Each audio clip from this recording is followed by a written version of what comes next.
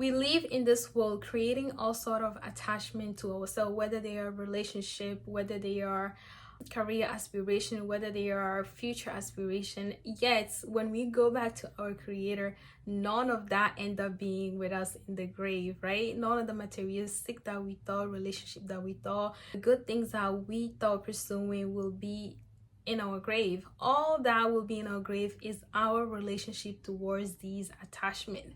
As I was thinking through, then my question was, without all these attachments, who am I? Who am I supposed to be then? That leaves me with the question of, then what is your purpose? And I find that having an attachment in life consumes your purpose of life, to lose your purpose of this world. All these attachments create a validation for our existence. We think that, oh, I'm a daughter, therefore my action towards my parents is going to be like this, and that I'm a wife, my action towards my husband or my family members inside the marriage is like this, like that. And then when we choose a career, I'm a nurse, my action towards my patient is this and that. It validates our existence. But the thing, we're so delusional about that our existence can be taken at any point. So we are so replaceable at any time. God is there to replace us at any point. Then who are we to say that this is our identity? And that same goes on, like on social media. You see like a lot of things that, oh, be this, be it girl, be mysterious. All these things is a form of identity that a lot of us are chasing, but we don't seek through to say, are those identity a form of my purpose that I'm fulfilling in this life? Are they really serving me or not? Don't get me wrong, it does feel good. Of course, going through life without having a sense of purpose or pursuing, having an aspiration is totally out of the picture. Like, nobody goes through life and feel like, oh my God, I'm not gonna do this. We always are in the pursuit of anything. We always in the pursuit of something, but what do we question ourselves is whether those pursuits are in relation to what we truly designed to pursue, which is our purpose in this world.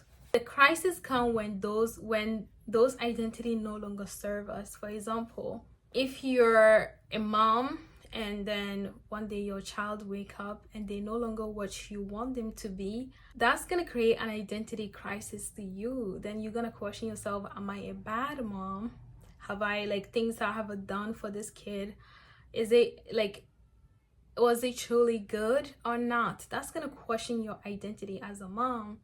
Let's say you work so hard to be in a medical field and one day you can no longer serve with your hands, your mind, and so on. Then you're gonna question yourself, then what's my identity as this person? Because you already consume yourself in it as this is who I am. Then when that identity crisis shows up, how do you validate yourself? How do you come back and say, oopsie, I thought that's gonna be me, but that's not.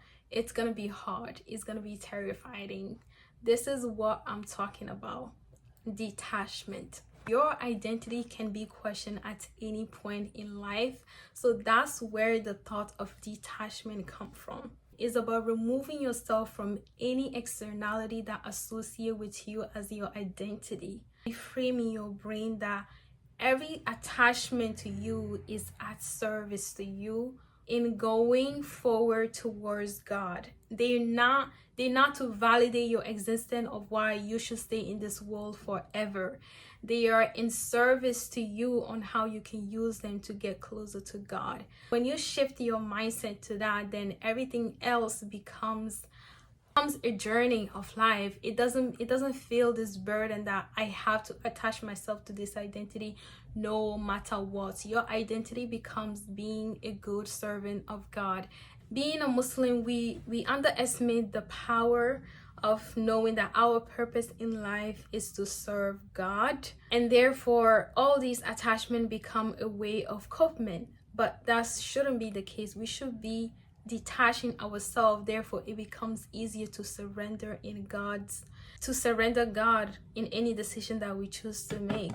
The benefit of reframing your brain and telling yourself that this is not all you. This, whatever you choose to attach yourself to, is going to be in service to God. Every single time you hate with a crisis of identity, you're going back to that servitude to God.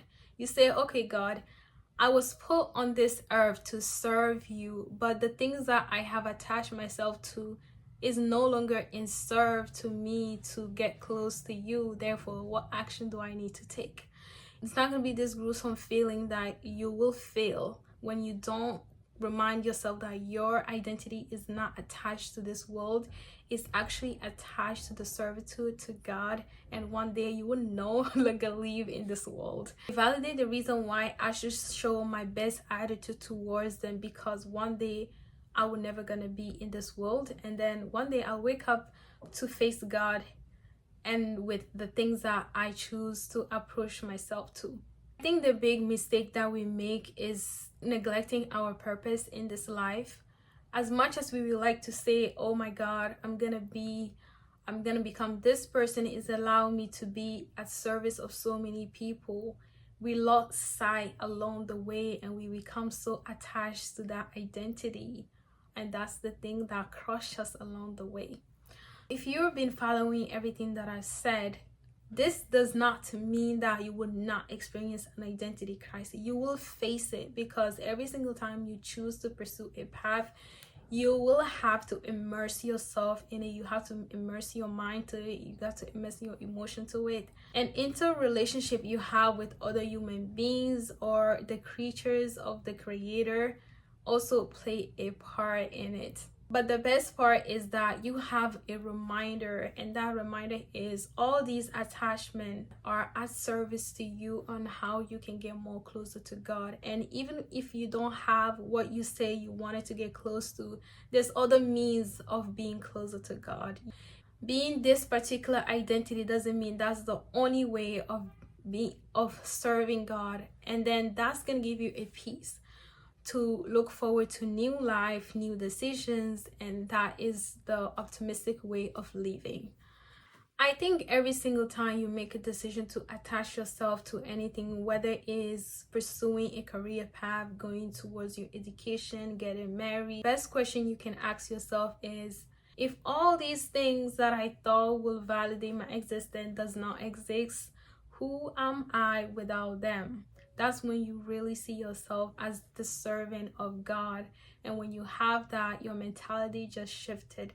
Everything else makes sense. You don't force yourself into things when they're not working out. You don't build up desperation to pray to God all the time when you know He is always there.